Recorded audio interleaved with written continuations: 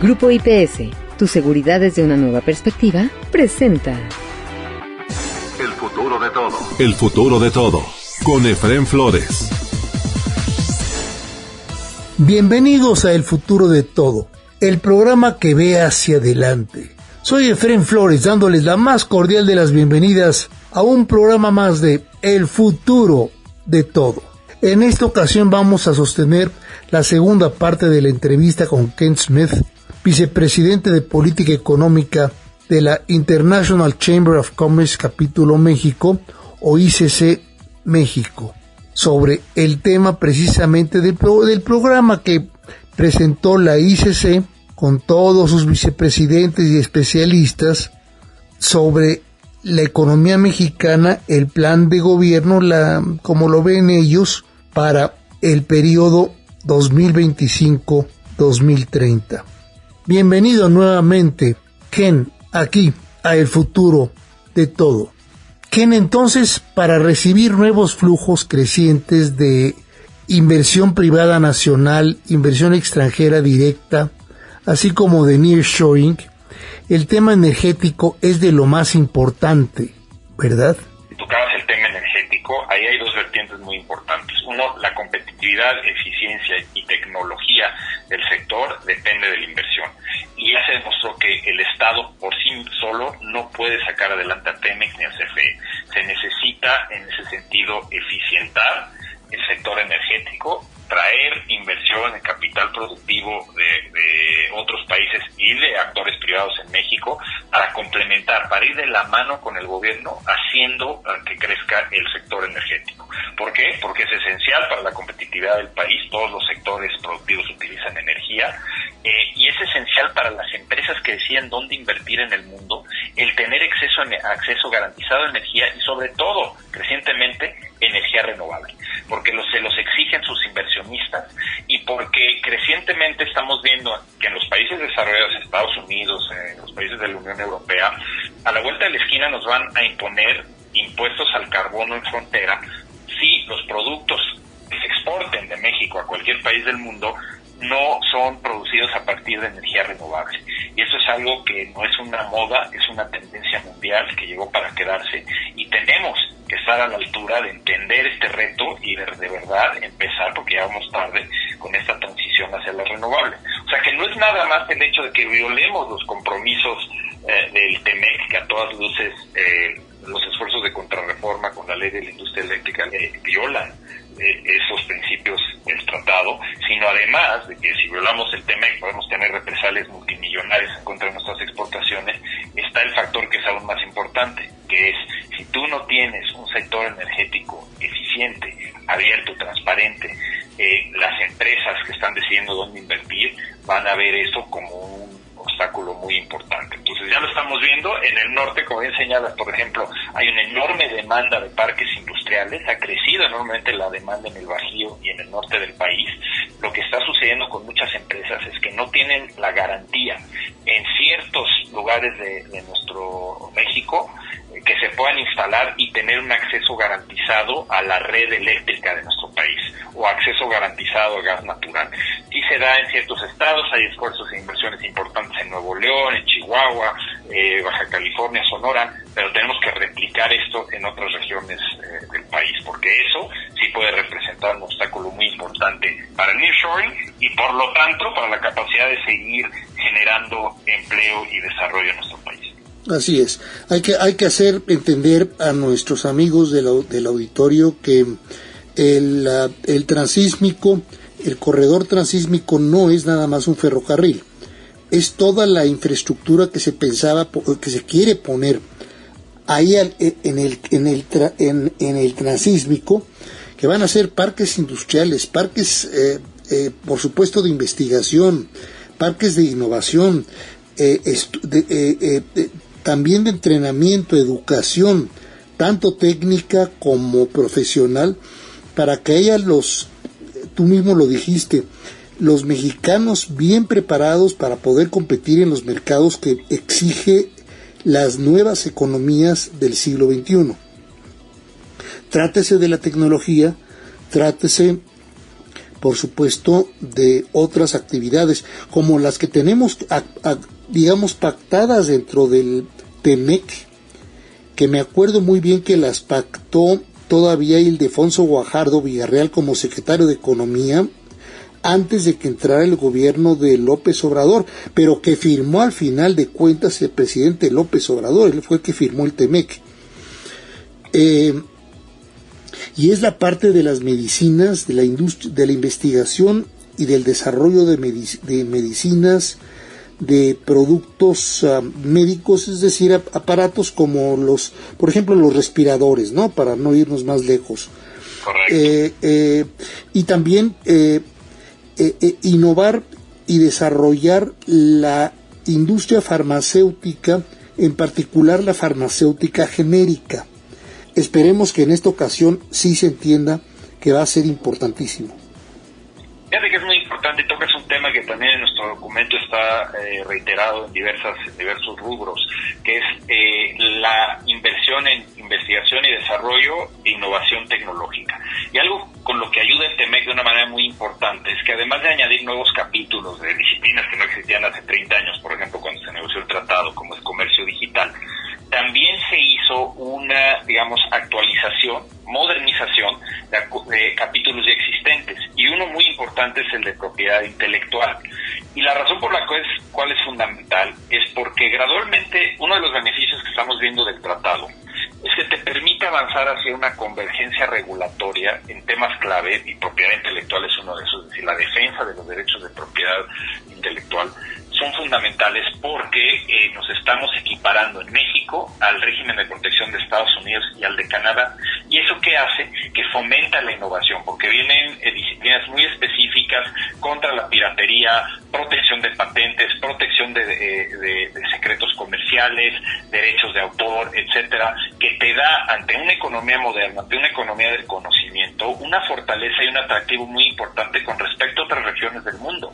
Veamos los problemas que tuvieron muchísimas empresas y que siguen teniendo cuando emigraron de Norteamérica a China para aprovechar la mano de obra más barata, pero que se encontraron con un régimen, digamos, un marco regulatorio que no protege la propiedad industrial, y en muchos casos pues hubo muchísimos robos de secretos industriales y lo sigue habiendo. Entonces, ese también es un atractivo que tenemos en nuestro país, y coincido contigo, ahora lo tenemos que aprovechar. Si ya tenemos, ahora sí que las leyes están ahí, la mesa está puesta, hay que ahora hacer los esfuerzos de promoción y aterrizar inversión en farmacéuticos, en equipo médico de alta tecnología, en farmacéuticos biológicos, que son los que se hacen a partir esos, de qué bárbaros, de productos químicos.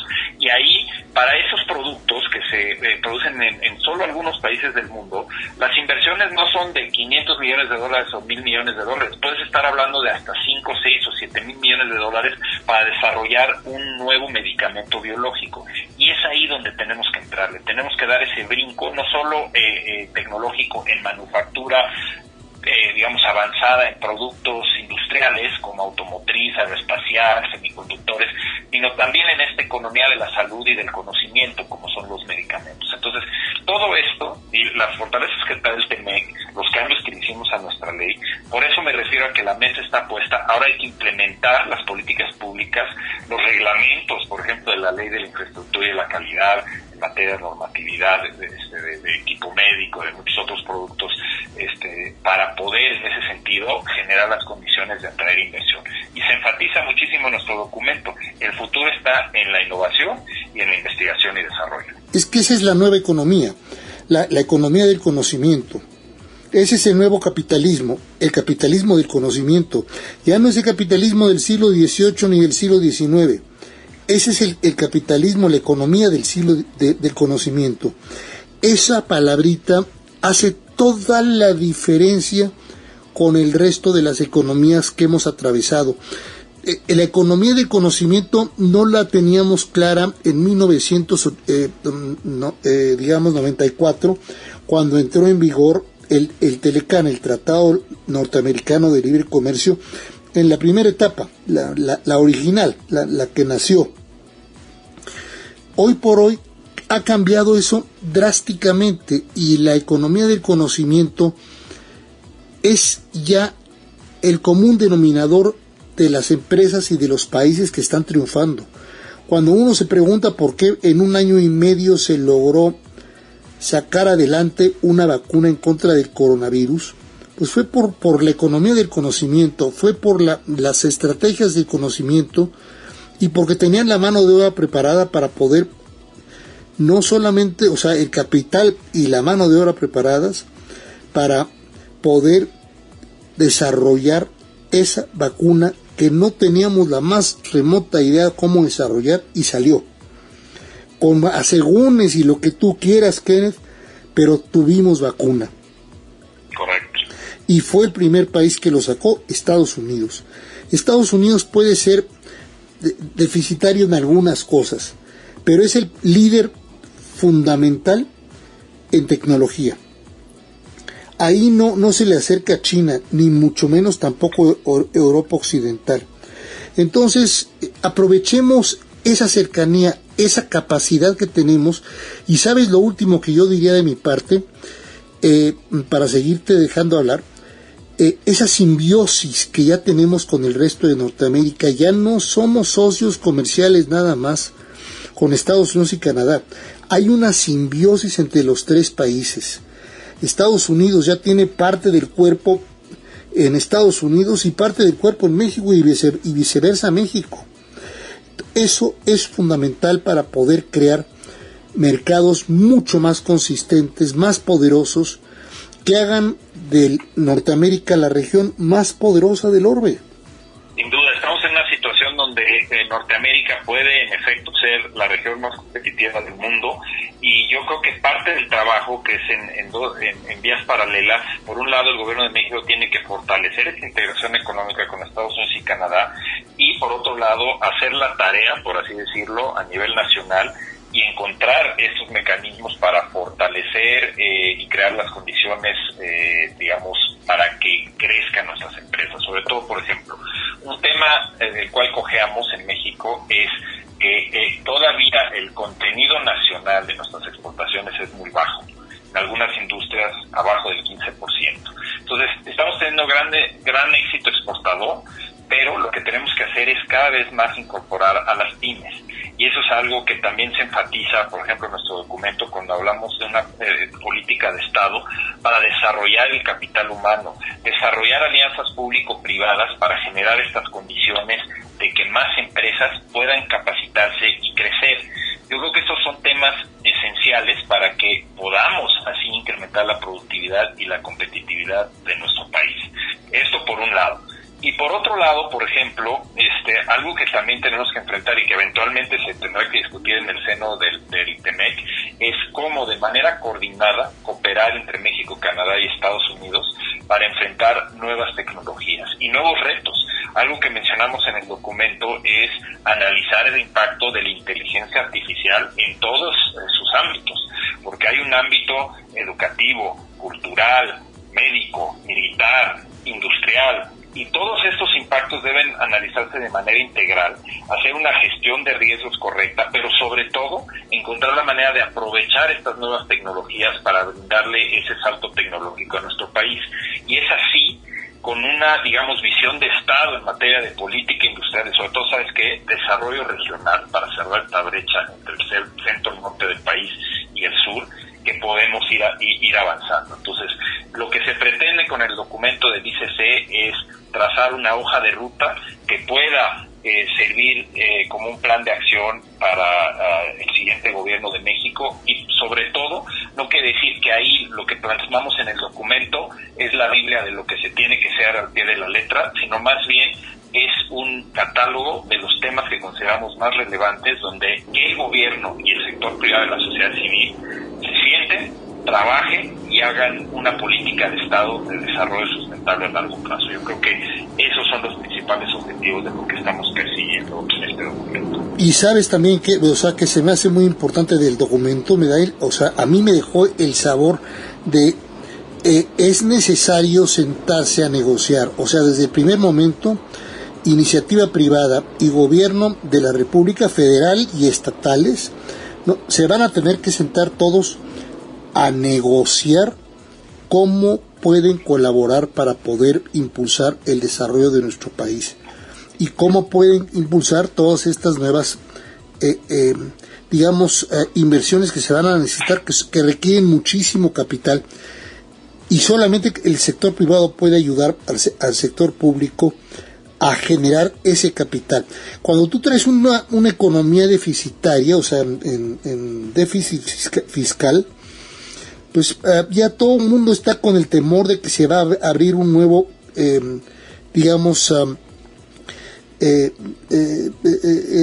una nueva política fiscal, o sea, una nueva política de impuestos, ¿no? No necesariamente, falta también ver cuál va a ser la aportación del sector privado en capital para poder desarrollar la economía y complementar al sector público en todas aquellas actividades en las que podemos ser 100% complementarias, que son muchísimas. Hablo del campo, hablo del agua, hablo por supuesto, de la energía. Petróleos Mexicanos no tiene por qué morir. Petróleos Mexicanos se tiene que transformar, igual que la Comisión Federal de Electricidad. Nadie está diciendo que toda la electricidad la quiere hacer el sector privado. No, que sea propiedad y control, que la controle el sector público, pero con negociaciones y con Estado de Derecho que garantice las inversiones de los inversionistas nacionales y extranjeros en suelo mexicano. Vamos a concluir esta interesante entrevista con Kent Smith, pero antes 20 segundos y regresamos con ustedes aquí a El Futuro de Todo. ¿Te preocupa tu seguridad o la de tu empresa? ¿Necesitas oficiales de seguridad, protección ejecutiva, monitoreo personal o vehicular? No te preocupes. Con Grupo IPS, empresa mexicana en seguridad privada, tu seguridad desde una nueva perspectiva tiene lo que necesitas. Además, son especialistas en alarmas y seguridad electrónica. GrupoIPSMexico.com. El futuro de todo. El futuro de todo. Con Efrén Flores. Continuamos en El Futuro de Todo. Soy Efrén Flores, dándoles el más cordial de los saludos. Estamos con Kent Smith, vicepresidente de Proyectos y Programas Económicos de ICC México, de la International Chamber of Commerce Capítulo México. Te enfatizaba un servidor la importancia de garantizar la seguridad nacional, el combate al crimen organizado. Ya no podemos continuar con la situación como la que nos encontramos actualmente, pagando derechos de piso, amenazas de secuestro, etcétera, etcétera, porque todo eso aleja cada vez más a la inversión, tanto nacional como extranjera.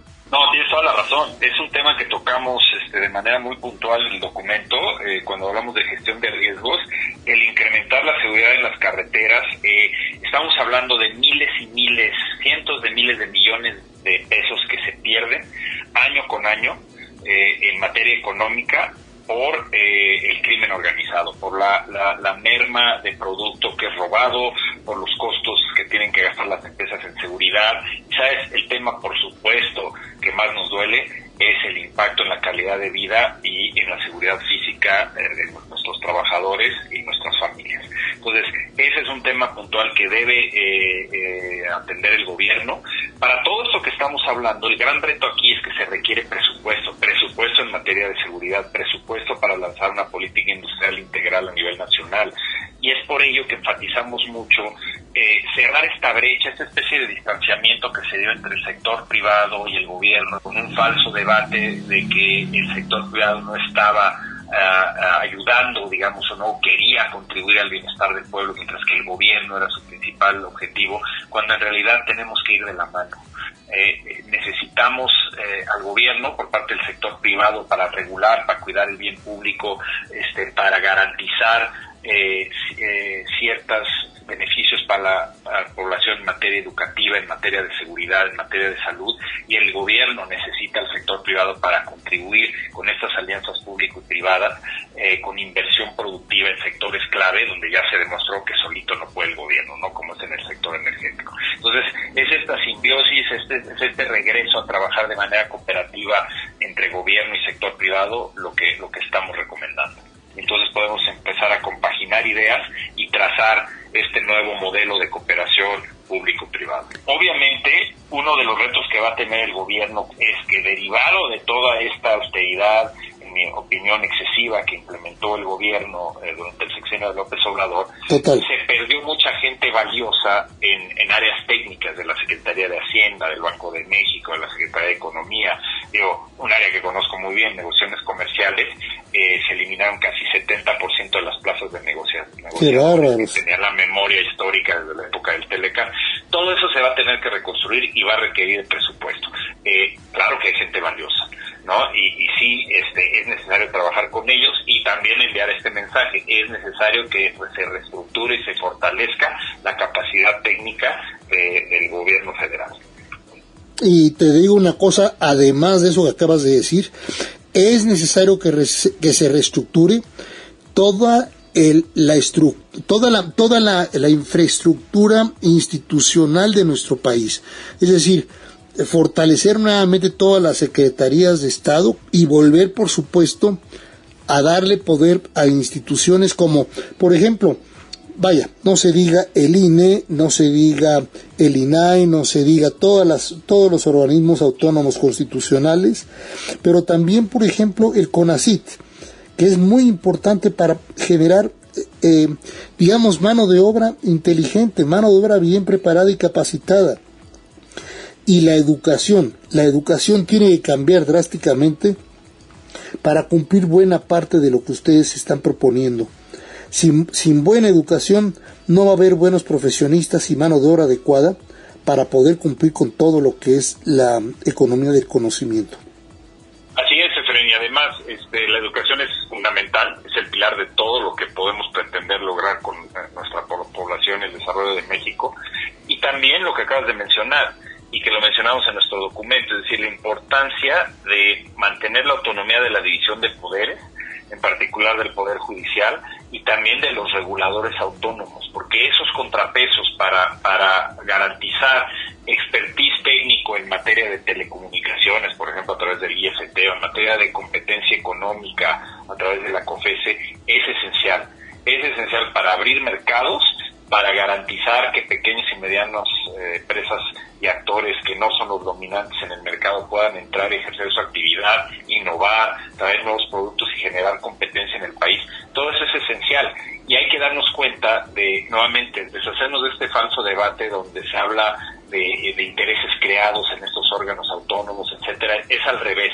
La oportunidad de abrir la economía, de democratizar la economía, se da en gran parte por el trabajo que llevan a cabo estos órganos autónomos. Entonces, es muy importante que se mantengan y se fortalezcan, y es nuevamente algo que establecemos en nuestro documento de recomendación. Y volver a regresar, no sé si lo ponen en el documento de ustedes, pero volver a regresar gran parte de las actividades que corresponden al sector, digamos, a la sociedad civil, y sacarla de las manos de las Fuerzas Armadas, y volver a hacer también a través de concurso, digamos, y de licitaciones, la competencia para poder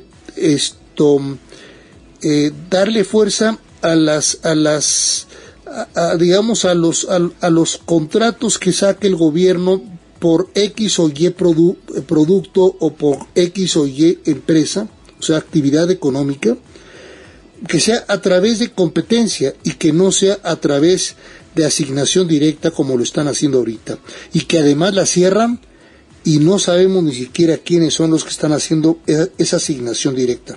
Y sí, tenemos que reconstruir eso. No quiere decir que en el pasado, en otros sexenios, todo se hacía bien, pero hay ciertas cosas que sí debemos retomar, por lo menos las ideas que se impulsaron y los arreglos institucionales, como ProMéxico, como el Instituto del Emprendedor.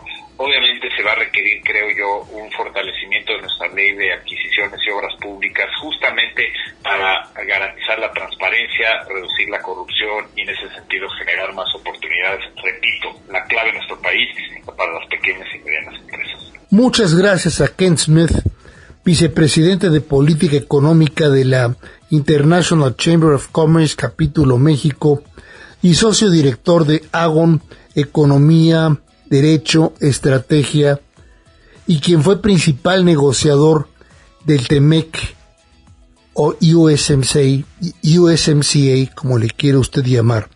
Y por supuesto, quien tiene una larga experiencia en manejo de tratados de libre comercio de nuestro país y de otras naciones, y que inclusive fue parte toral de la estructuración del TLCAN original allá en 1994.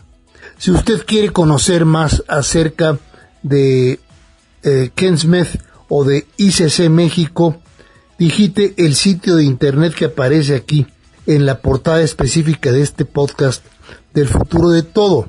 También, si quiere conocer más acerca de Agon, Economía y Derecho, empresa de asesoría y servicios en materia de competencia, regulación sobre los temas más complejos en México y América Latina, visite el sitio de internet que aparece aquí en la portada específica de este programa de El futuro de todo. Y ya nos vamos. Eso es todo por hoy en El futuro de todo en México y de cara al mundo. La realización y producción de este programa, El futuro de todo, está a cargo de Mario Díaz y su equipo en redes. Un servidor, Efrén Flores, se despide de ustedes esperando contar con su presencia en el próximo de nuestros programas de El futuro de todo.